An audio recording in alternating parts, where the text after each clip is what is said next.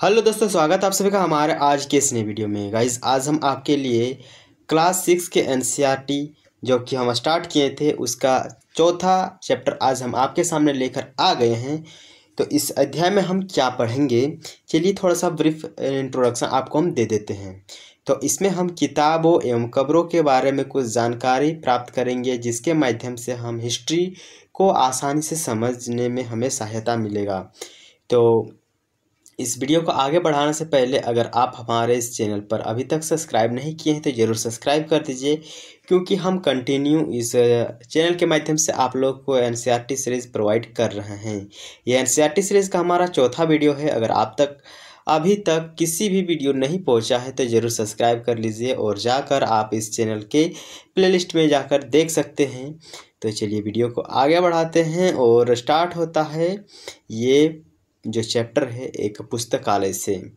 तो आपके भी स्कूल कॉलेज में पुस्तकालय होता होगा, जहाँ पर बहुत प्रकार की किताबें रखी जाती थी। तो उसमें से आपको बताना है कि क्या आपने कभी वेदों को पढ़ा है, वेद क्या होते हैं, इसके बारे में क्या आप लोग को जानकारी है। अगर नहीं है तो इस वीडियो में हम आज जानेंगे कि वेद हमें कौन कौन सी जानकारी प्रोवाइड करता है। तो चलिए वीडियो को आगे बढ़ाते हैं। और दुनिया के सबसे प्राचीनतम साहित्यिक स्रोतों में से एक वेद हैं। शायद तुमने वेद के बारे में सुना होगा। हिस्ट्री अगर आप पढ़ रहे हैं तो कभी न कभी वेदों के बारे में सुना होगा। वेद मुख्य रूप से 4 प्रकार के होते हैं। पहला ऋग्वेद, दूसरा सामवेद, तीसरा यजुर्वेद और जो चौथा है वो है अथर्ववेद। सबसे पुराना जो वेद है वो है ऋग्वेद, जिसकी रचना लगभग 3500 साल पहले हुई। ऋग्वेद में 1000 से ज़्यादा प्रार्थनाएं हमें देखने को मिलता है, जिन्हें सूक्त कहा गया है। सूक्त का मतलब होता है जिससे अच्छी तरह से बोला गया हो। ये विभिन्न देवी देवताओं के स्तुति में रचे गए हैं। इनमें से 3 देवता बहुत ही महत्वपूर्ण हैं। वे कौन कौन से देवता हैं, चलिए जानने का प्रयास करते हैं। तो पहला है अग्नि देवता, दूसरा इंद्र और तीसरा सोम। अग्नि, इंद्र और सोम। जो अग्नि देवता है उसे हम आज भी आग के देवता मानते हैं। इंद्र देवता है उसको हम युद्ध के देवता कहते हैं। और जो सोम है यह एक प्रकार का पौधा है जिसे एक खास पेय बनाने में उपयोग किया जाता था। वैदिक प्रार्थनाओं की रचना ऋषियों ने की थी। ये जो वैदिक हम लोग शब्द सुन रहे हैं, वेद जो 4 हमारे पास मौजूद हैं, उनकी रचना ऋषियों के द्वारा की गई थी। जो आचार्य लोग होते थे उस समय के, वे अपने विद्यार्थियों को इन्हें अक्षरों, शब्दों और वाक्यों में बांटकर स्वर पाठ द्वारा कंठस्थ करवाते थे। यानी उसका कोई भी लिखित साक्ष्य नहीं होता था। सिर्फ जो शिक्षकगण होते थे, आचार्य महोदय होते थे, वे बोलते थे और उनके विद्यार्थी उसको सुनकर याद करते थे। अधिकांश जो सूक्त हुआ करता था इसकी रचयिता और जो सीखने और सिखाने वाले पुरुष ही होते थे। यानी अधिकांश जो सूक्त हुआ करता था उस समय का, उसको सीखने और सिखाने वाले ने ही उसको लिखा था। कुछ प्रार्थनाओं की रचना महिलाओं ने भी की थी, कुछ, सब की नहीं, कुछ की। ऋग्वेद की भाषा प्राय संस्कृति या वैदिक संस्कृति कहलाती है। हम जो संस्कृति भाषा अपने स्कूल कॉलेज में पढ़ते हैं उस संस्कृति से यह संस्कृति काफ़ी भिन्न हुआ करता है। ठीक, आगे चलिए देखते हैं। तो यहाँ पर लिखा हुआ कि संस्कृति और अन्य भाषाएं। तो संस्कृति भाषा भरोफीय यानी भारत और यूरोपीय भाषा परिवार का हिस्सा है। भारत की मुख्य भाषा अगर कहें तो वो है असमी, गुजराती, हिंदी, कश्मीरी और सिंधी। एशियाई भाषा है फारसी। और यूरोप की बहुत सी ऐसी भाषा है जो कि काफ़ी ज़्यादा देशों में प्रचलित है, जैसे अंग्रेजी हो गया, फारसी, जर्मनी, यूनानी, इतालवी, स्पेनिश आदि इसी परिवार से जुड़े हुए हैं। इन्हें एक भाषा परिवार इसलिए कहा जाता है क्योंकि आरंभ में इनमें हमें कई शब्द एक जैसे ही देखने को मिलता है। उदाहरण के लिए अगर हम देखें, जो मातृत्व होता है वो हिंदी के माँ और अंग्रेजी के मदर से संबंधित हैं। ठीक है, चलिए आगे और भी देखते हैं कि जो भारत उपमहाद्वीप है यहाँ पर दूसरे भाषा परिवार भी बोली जाती है। उदाहरण के लिए पूर्वोत्तर प्रदेशों में यानी अरुणाचल प्रदेश, असम, मेघालय के तरफ तिब्बत बर्मा परिवार की भाषाएं बोली जाती है। तमिल, तेलुगु, कन्नड़ और मलयालम द्रविड़ भाषा परिवार की भाषाएं हैं, जबकि झारखंड और मध्य भारत के कई हिस्सों में बोली जाने वाली जो भाषाएं हैं वो है ऑस्ट्रो एशियाटिक परिवार से जुड़ी हुई है। ठीक, तो इससे हमें भाषा का थोड़ा सा ज्ञान मिल गया कि भारत के कौन कौन से हिस्से में किस प्रकार की भाषा बोली जाती है और वो जो भाषा है किस परिवार से संबंधित है। चलिए आगे और जानते हैं कि हम जिन किताबों को पढ़ते हैं वे लिखी या छपी गई है, लेकिन जो ऋग्वेद है उसका उच्चारण किया जाता था। ये हमने अभी समझा कि जो ऋग्वेद है उसका कोई लिखित या छपा हुआ हमें प्रमाण देखने को नहीं मिलता है। इसका केवल उच्चारण होता था और श्रवण किया जाता था, ना कि पढ़ा जाता था। रचना के कई सदी बाद इसे पहली बार लिखा गया, यानी इसको काफ़ी सदी के बाद लिखा गया। इसे छापने का जो काम है मुश्किल से 200 साल पहले हुआ। तो उस समय के जो विद्वान हुआ करते थे, जो मौजूद थे, उन्होंने इसको छापने का काम किया। नहीं तो ये जो ऋग्वेद में लिखी हुई ऋग्वेद के कुछ जो सूक्त हुआ करता था वो विलुप्त ही हो जाता अगर इसको नहीं लिखा जाता तो। चलिए आप देखते हैं कि जो इतिहासकार हैं वे ऋग्वेद का अध्ययन कैसे करते थे, क्योंकि उसके पास तो किसी प्रकार का कोई लिखित साक्ष्य नहीं था, तो वे कैसे ऋग्वेद का अध्ययन करते थे। इतिहासकार जो होते थे वो पुरातत्वविद की तरह ही अतीत के बारे में जानकारी इकट्ठा करते हैं, लेकिन भौतिकी अवशेषों के अलावे वे लिखित स्रोतों का भी उपयोग करते हैं। तो इतिहासकार जो होते हैं वे भौतिकी अवशेषों के अलावे जो लिखित स्रोत है उसका भी उपयोग करते हैं। चलिए देखते हैं कि जो ऋग्वेद का अध्ययन वे कैसे करते हैं।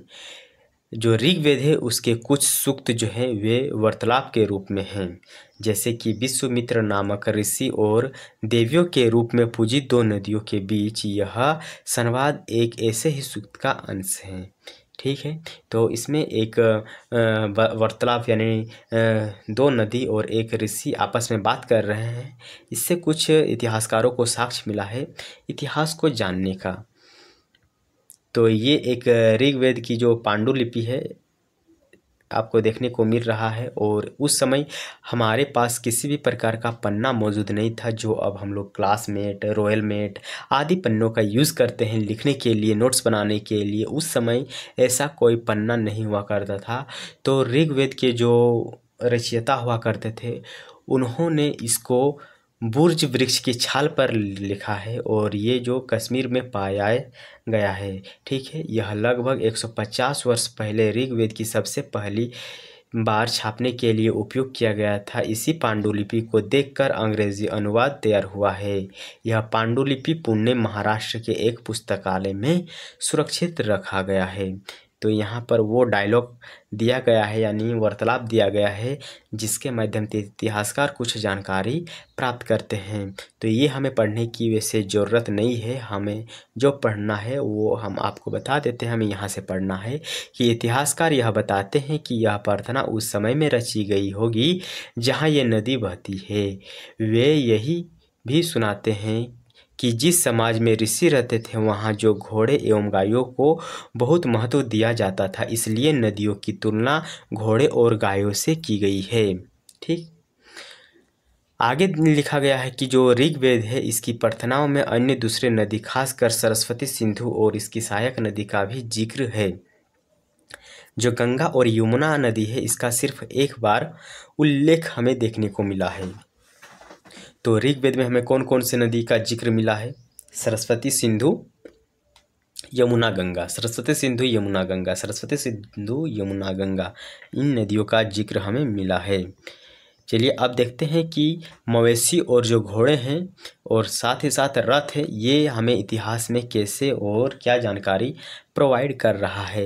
ऋग्वेद में जो मवेशी होते थे बच्चों खास करके पुत्रों और घोड़ों की प्राप्ति के लिए अनेक प्रार्थनाएं हैं।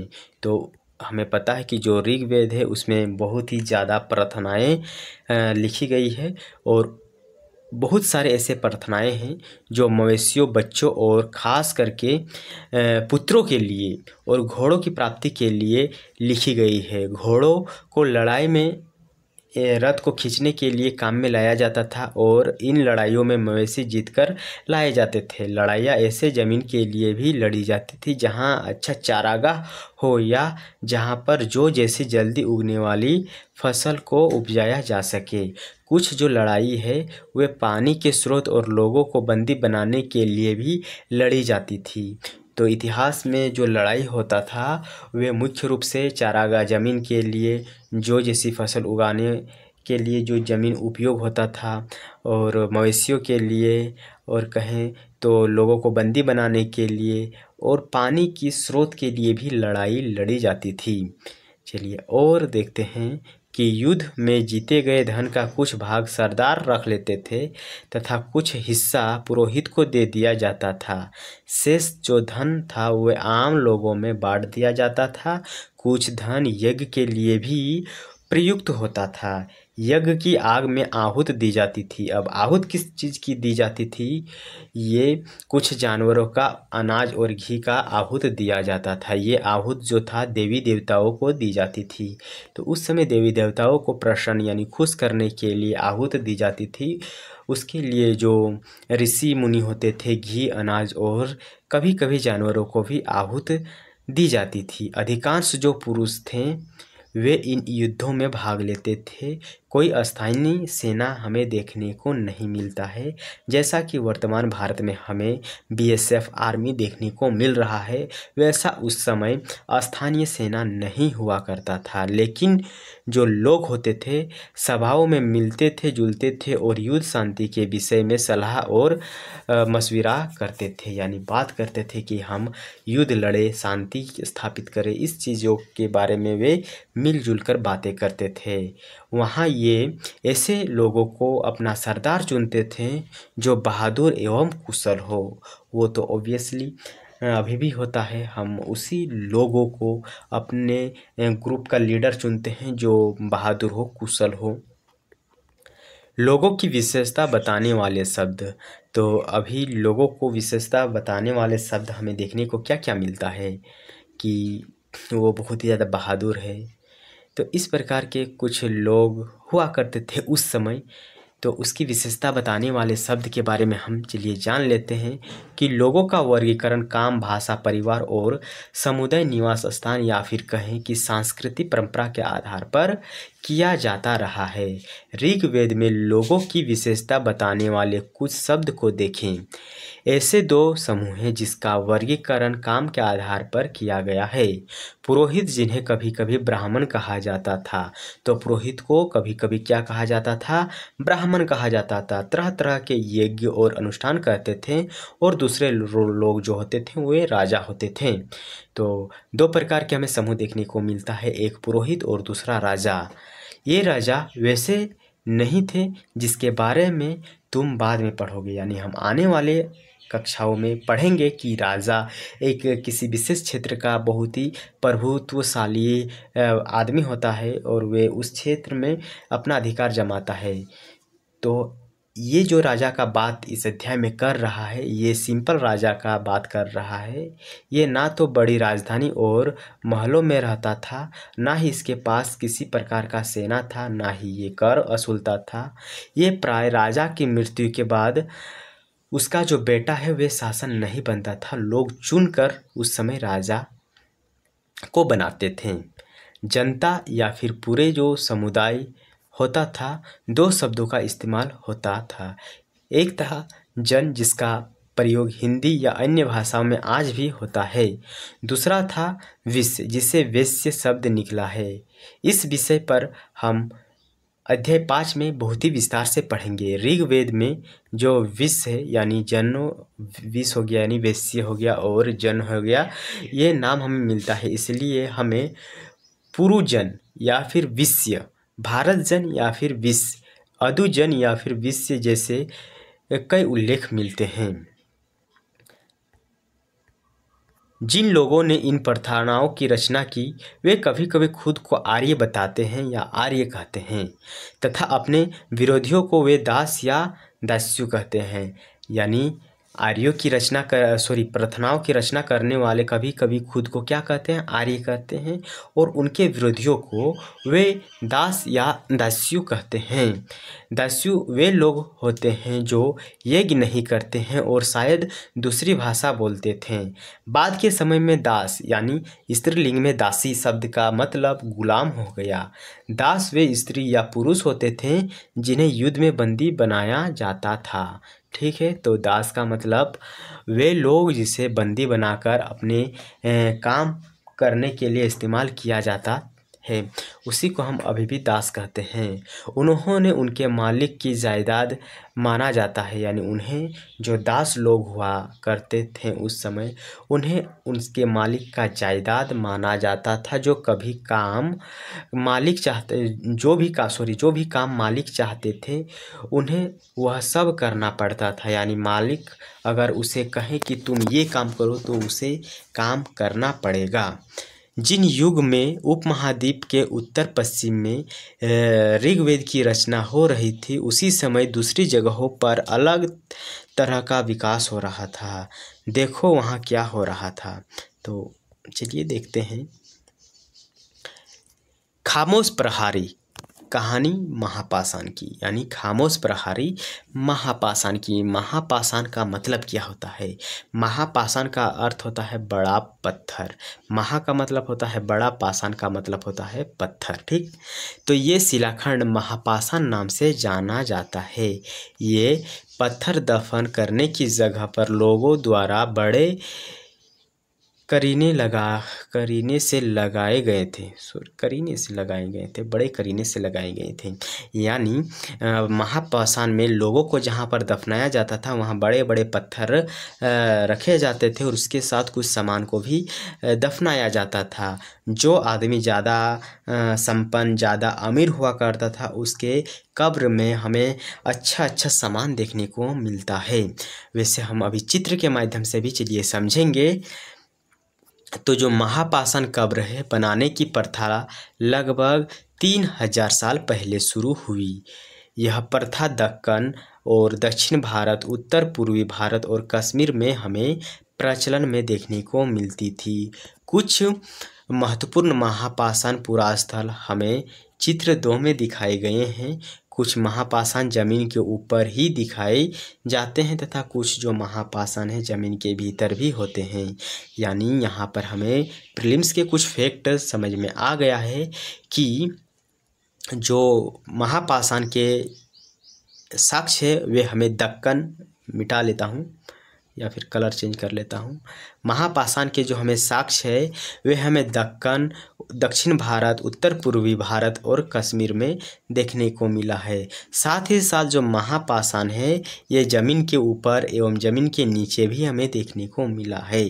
ठीक, आगे चलिए देखते हैं। और ये रहा आपका चित्र जिसके माध्यम से आप समझ सकते हैं कि महापाषाण का एक्चुअल में मीनिंग क्या होता है।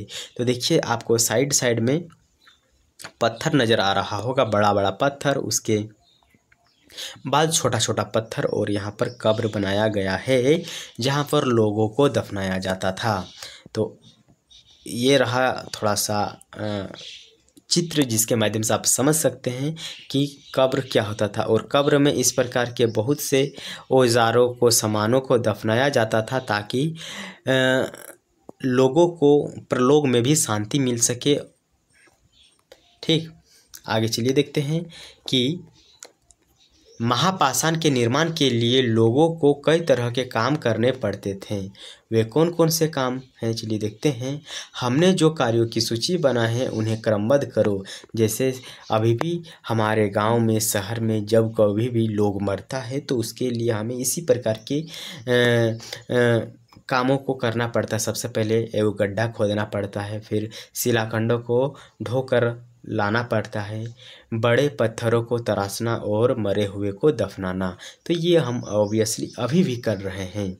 इन सब कब्रों में कुछ समानता है। सामान्यतः जो मरे हुए हैं उसको खास किस्म के मिट्टी के बर्तन के साथ दफनाया जाता था, जिन्हें काले लाल मिट्टी के बर्तन के नाम से जाना जाता है।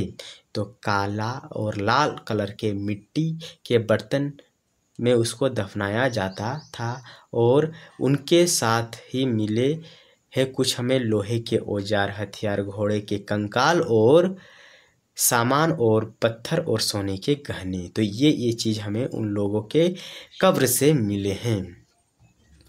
चलिए आगे देखते हैं कि लोगों की सामाजिक असमानता के बारे में पता करना।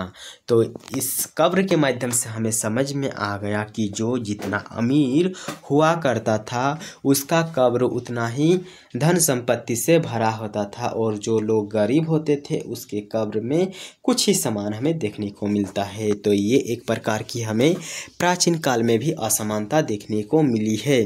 ठीक है, ओके। तो पुरातात्विद यह मानते हैं कि कंकाल के साथ पाई गई चीज़ें मरे हुए व्यक्ति की ही रही होगी। कभी कभी एक कब्र की तुलना दूसरे कब्र से ज़्यादा चीज़ मिलती है, यानी हमें देखने को मिलता है कि एक कब्र में कम तो दूसरे कब्र में हमें ज़्यादा सामान देखने को मिला है। मानचित्र 2 पर ब्रह्मगिरी को खोजें। मानचित्र 2 पर हमें ब्रह्मगिरी को खोजना है, जहाँ एक व्यक्ति की कब्र में हमें 33 सोने के मनके और शंख पाए गए हैं। दूसरे कंकालों के पास सिर्फ कुछ मिट्टी के बर्तन ही पाए गए हैं। यह दफनाए गए लोगों की सामाजिक स्थिति से भिन्नता को हमें दर्शाता है। कुछ लोग अमीर थे तो कुछ लोग गरीब, कुछ लोग सरदार थे तो कुछ अनुयायी। तो जिस प्रकार का लोग हुआ करता था उस समय, उसके कब्र में उसी से संबंधित सामानों को दफनाया जाता था। आइए देखते हैं कि कुछ जो कब्रगाहें हैं, यानी कब्र के लिए जो गड्ढे हैं वहाँ पर खास परिवार के लिए थी, यानी कुछ खास परिवार के लिए कब्र बनाए जाते थे। कभी कभी महापाषाण में एक से अधिक कंकाल मिले हैं। यह दर्शाते हैं कि शायद एक ही परिवार के लोगों को एक ही स्थान पर अलग अलग समय पर दफनाया गया था। बाद में मरने वाले लोगों को पोर्ट होल के रास्ते कब्र में लाकर दफनाया जाता था। तो ये मान लीजिए कि एक कब्र था जिसमें एक आदमी को दफनाया गया है। अगर उसी परिवार में दूसरा कोई आदमी मर जाता है तो उसको पोर्ट होल के माध्यम से नीचे के रास्ते से लाकर दफनाया जाता था। ऐसे स्थान पर गोलाकार लगाकर पत्थर या चट्टान चिन्ह को काम करते थे, जहां लोग आवश्यकता अनुसार शवों को दफनाने दोबारा आ सके, इसलिए वहां पर वे चिन्ह लगा देते थे, कोई इंडिकेटर लगा देते थे, ताकि पता चले कि इस स्थान पर इस विशेष परिवार के लोगों को दफनाना होगा या दफनाया जाता है। ठीक, तो यहाँ से हमें स्टार्ट हो गया है असामाजिक भेदभाव देखना। चलिए अब हम देखते हैं कि जो इनाम गांव है वहाँ के विशिष्ट व्यक्ति की कब्र। तो चित्र 2 में पृष्ठ संख्या जो 12 है वहाँ पर इनाम गांव को खोजे। यह भीम की सहायक नदी और घोड़ के किनारे का एक जगह है। तो जो इनाम गांव है यह भीम की सहायक नदी के किनारे पर स्थित है। हमें इस चीज़ को याद रखना होगा कि जो इनाम गांव है भीम की सहायक नदी के किनारे पर स्थित है, और इस जगह पर 3600 से 2700 साल पहले लोग रहते थे। ठीक, कब से कब तक? 3600 से 2700 साल पहले लोग रहते थे। यहाँ वयस्क लोगों को प्राय गड्ढों में सीधा लेटा कर दफनाया जाता था। सीधा लेटा दिया जाता था और दफना दिया जाता था। उसका सिर उत्तर की ओर होता था। इनाम गांव में जब लोगों को दफनाया जाता था तो उसका सिर उत्तर की ओर होता था। कई बार उन्हें घर के अंदर ही दफनाया जाता था, तो घर के अंदर भी उन लोगों को दफनाया जाता था। ऐसे बर्तन जिनमें शायद खाना और पानी हो, दफनाए गए शव के पास रख दिए जाते थे। ठीक है, ठीक है। एक आदमी को 5 कमरे वाले मकान के आंगन में 4 पैरों वाले मिट्टी के एक बड़े से संदूक में दफनाया गया था। तो ये हमें इनाम गांव में देखने को मिल रहा है। ठीक, जहाँ पर एक बड़ा सा कमरा है और उसके आंगन में 4 पैरों वाले मिट्टी के एक बड़े से संदूक में एक आदमी को दफनाया गया था। बस्ती के बीच में बसा यह घर गांव के सबसे बड़े घर में से एक था, और इस घर में एक अनाज का गोदाम भी था। शव के पैर मुड़े हुए थे। ठीक है, और जो शव था उसका पैर मुड़ा हुआ था। ठीक, आगे देखते हैं कि क्या बताते हैं हमें कंकाल का अध्ययन। कंकाल का अध्ययन हमें क्या बताता है? वैसे कंकाल देखने में हमें तो बहुत डर लगता है, लेकिन उसका अध्ययन करके हम बहुत से जानकारी प्राप्त कर सकते हैं। चलिए देखते हैं कि क्या क्या बताता है। छोटे आकार के आधार पर एक बच्चे की कंकाल को आसानी से हम पहचान सकते हैं। ओबियसली, और सही भी ये हमें बोल रहा है कि अगर किसी कंकाल का हाइट छोटा है तो उससे हमें पता चल जाएगा या तो ये छोटा बच्चा का होगा या फिर बूढ़ा आदमी का होगा। लेकिन एक बच्चे और बच्ची के कंकाल के बीच कोई बड़ा फ़र्क नहीं होता है। यहाँ बच्चा और बच्ची में हमें फ़र्क देखने को नहीं मिलेगा, क्योंकि वे हड्डी है और हड्डी में हमें उतना कुछ जानकारी नहीं मिलता है। ठीक, क्या हम यह पता लगा सकते हैं कि कंकाल किसी पुरुष का था या स्त्री का? कभी कभी लोग कंकाल के साथ मिले सामानों के आधार पर यह अंदाज़ा लगाते थे कि, उदाहरण के लिए, यदि कंकाल में हमें गहना मिलता है तो कई बार उसे महिला का कंकाल मान लिया जाता है। लेकिन ऐसी समझ के साथ समस्या है, अक्सर पुरुष भी आभूषण पहनते थे। हमें अभी भी भगवान के तस्वीरों में बहुत ऐसे गहने पहने हुए देखने को मिलता है जिससे लगता है कि वे स्त्री ही हैं, जैसे कि भगवान कृष्ण, और भी ऐसे भगवान के हमें चित्र देखने को मिलता है।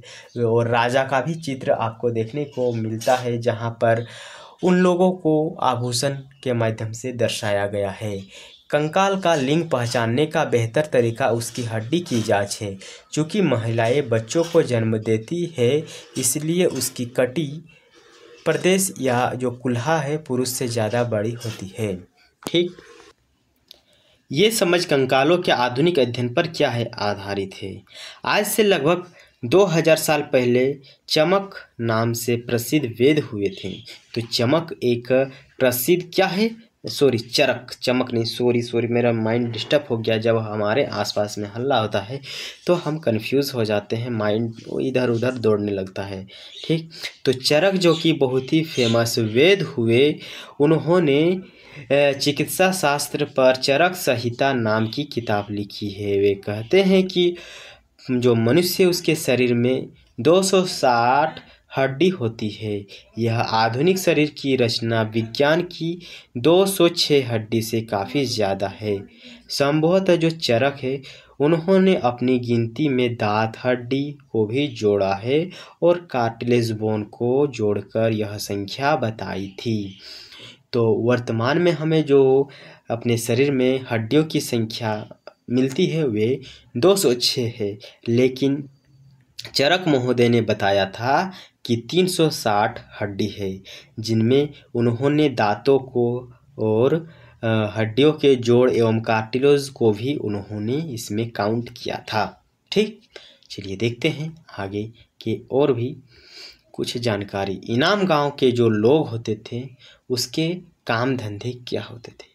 तो इनाम गांव के लोग आखिर क्या काम करते थे? इनाम गांव में पुरातत्वविदों को गेहूं, जो चावल, दाल, बाजरा, मटर और तिल के बीज मिले हैं। कई जानवरों की हड्डी भी वहां से हमें मिली है। कई हड्डियों पर कटे हुए निशान, यह अंदाजा होता है कि लोग इन्हें खाते होंगे।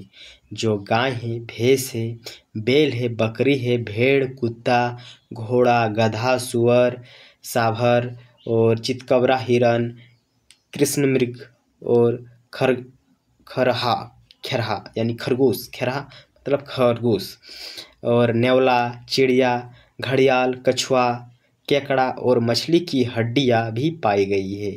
तो इनाम गांव से हमें इन जानवरों के हड्डी मिली है। इसमें हम कहेंगे कि आप याद रखिए खरहा को और कृष्ण मृग को और घड़ियाल को, केकड़ा को और नेवला को। इन चीज़ों को याद कर लीजिए, क्योंकि ये कॉमन नहीं है, ये हमें फर्स्ट टाइम देखने को मिला है कि इस जगह से इस जानवर की भी हड्डी हमें मिली है। ऐसे साक्ष्य मिले हैं कि बेर, आंवला, जामुन, खजूर और कई तरह के रस भरियाँ एकत्र की जाती थी। ठीक, अब हमने ये पार्ट लगभग कंप्लीट ही कर लिया हूँ। अब बचा है इसका अभ्यास प्रश्न। चलिए इसका अभ्यास प्रश्नों को सॉल्व करते हैं। तो गाइस, अभ्यास प्रश्नों को सॉल्व करने से पहले अगर आप हमारे चैनल पर पहली टाइम विजिट किए हैं तो ज़रूर एक सब्सक्राइब कर दीजिएगा, क्योंकि आपके सब्सक्राइब के बिना हमें मोटिवेशन नहीं मिलता है। और वीडियो को अपने फ्रेंड सर्कल के साथ ज़रूर शेयर कीजिए, क्योंकि हमारे इस चैनल पर काफ़ी कम वॉच टाइम हुआ है। ठीक है, तो चलिए हम अभ्यास प्रश्न की ओर लौटते हैं। तो यहाँ पर हम आपके लिए सभी प्रश्नों को हल कर लाए हैं, ताकि आपको अभ्यास के लिए इसमें काफ़ी सहायता मिल सके।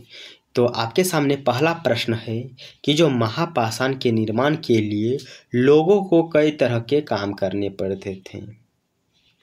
हमने जो कार्य की सूची बनाई है उन्हें सूचीबद्ध करो। गड्ढे खोदना, शिलालेख को ढोकर लाना और बड़े पत्थरों को तराशना और मरे हुए को दफनाना। ये एनसीईआरटी जो पुस्तक है उसका पहला आंतरिक प्रश्न है, और आपको इसका उत्तर बताना होगा कि आपको इसका सही क्रम क्या होता है। तो पहले हम गड्ढा खोदते हैं, फिर मरे हुए को दफनाते हैं, शिलालेखों को ढोकर लाते हैं और बड़े पत्थरों को तराशते हैं।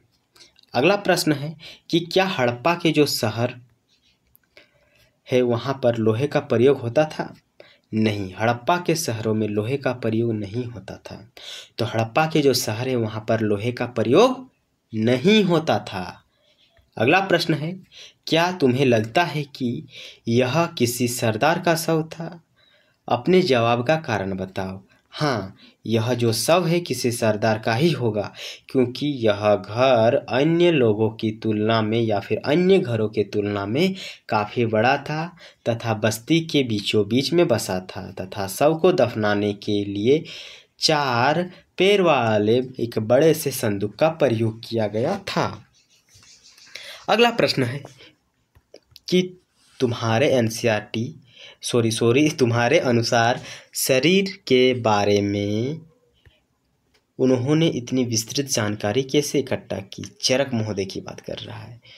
तो शायद वेद चरक ने किसी व्यक्ति के मृत शरीर की चीड़-फाड़ करके यह जानकारी एकत्रित की होगी। चरक के अनुसार हमारे शरीर में 360 हड्डी होते हैं। अगला और अभ्यास प्रश्न ये तो था, बहुत ही बारीकियों से हम आपके लिए बना कर लाए हैं। अगला प्रश्न है कि ऋग्वेद के राजा और इन राजाओं के बीच कोई एक फर्क बताएं।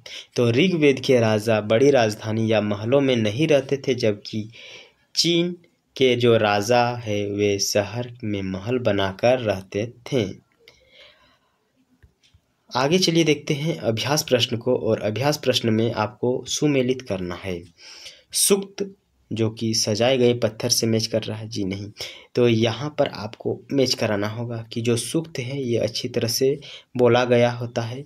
रथ को युद्ध में प्रयोग किया जाता था, यज्ञ में अनुष्ठान होता था, दास को गुलाम बनाया जाता था, एवं महान पाषाण में सजाए गए पत्थर हमें देखने को मिलता है। अब खाली स्थान को आपको भरना है। मैं आपके लिए आंसर लेकर आया हूँ कि जो दास है वो मालिकों की क्या करते थे? सेवा करते थे। अगला प्रश्न है, डैश में महापाषाण पाए जाते हैं कहाँ पर? तो दक्कन, दक्षिणी भारत, उत्तर पूर्वी भारत और कश्मीर में महापाषाण के चिन्ह हमें ले जाते हैं। और जमीन पर गोले में लगाए गए पत्थर या चट्टान का क्या काम रहते थे? तो वे चिन्हित करते थे कि ये एक विशिष्ट परिवार के शव को यहाँ पर दफनाया जाता है।